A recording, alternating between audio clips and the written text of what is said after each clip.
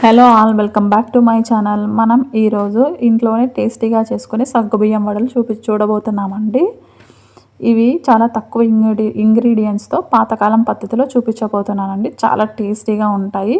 మనం ముందుగా 1 glass of సగ్గుబియ్యం తీసుకునేసి, వైట్గా ఉంటాయి కదా, అవి తీసుకునేసి వాటర్తో నీట్గా క్లీన్ చేసేసుకుని 1 టైం అలా క్లీన్ చేసుకొని వాటర్ అంతా వంపేసి మనం సగ్గుబియ్యం మునిగే వరకు పెరుగు కానీ మజ్జిగ కానీ వేసుకోవాలి. నేనైతే పెరుగు యాడ్ చేశాను.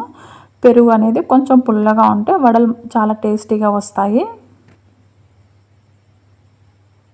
సో ఈ విధంగా గడ్డ పెరుగు వేసుకునేసి మంచిగా మిక్స్ చేసుకునేసి ఒక 3 అవర్స్ పాటు మనము నానబెట్టుకోవాలండి. సగ్గుబియ్యంని 3 అవర్స్ చాలు, సరిపోతుంది.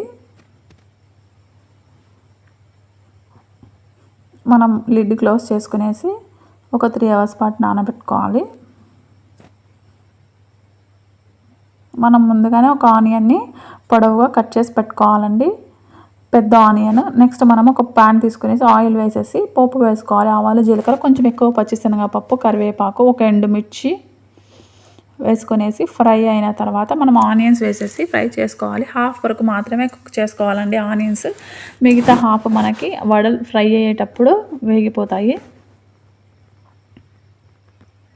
ఇలా పోపు వేయటం వల్ల వడలకి చాలా టేస్టీగా ఉంటుందండి. ఇవి చిన్నప్పుడు మా అమ్మమ్మ చేసి పెట్టేది, చాలా అంటే చాలా టేస్టీగా ఉంటాయి వడలు మాత్రం. ఇవి చాలా వరకు పొటాటో అది యాడ్ చేస్తూ ఉంటారు, అదంతా ఏం అవసరం లేదండి, చాలా సింపుల్గా చేసుకునేయచ్చు. మనం ఈ పోపుని మనం ముందుగానే సోక్ చేసి పెట్టుకున్నాం కదా, సగ్గుబియ్యంలోకి యాడ్ చేసుకోవాలి. గట్టిగా సాల్ట్ కూడా యాడ్ చేశాను నేను.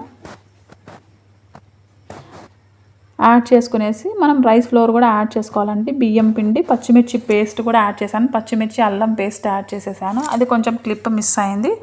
సో మనం రైస్ ఫ్లోర్ చాలా ఎక్కువ వేసుకోకూడదని, చాలా తక్కువగా వేసుకోవాలి. జస్ట్ మనము చెక్ చేసుకుంటూ ఉండాలి. ఇలా మనం బాల్ చేసినప్పుడు ప్రెస్ చేసుకుంటే వడలాగా రావాలి, అంత మాత్రమే వేసుకోవాలి. నాకైతే 3 టేబుల్ స్పూన్స్ పట్టిందండి ఇంత సగ్గుబియ్యం క్వాంటిటీకి.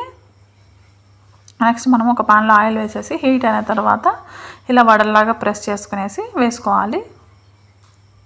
లో టు మీడియం ఫ్లేమ్ కాల్చామంటే పైన క్రిస్పీగా, లోపల సాఫ్ట్గా, చాలా అంటే చాలా బాగా కుక్ అవుతాయి. చాలా టేస్టీగా ఉన్నాయండి వడలు మాత్రం.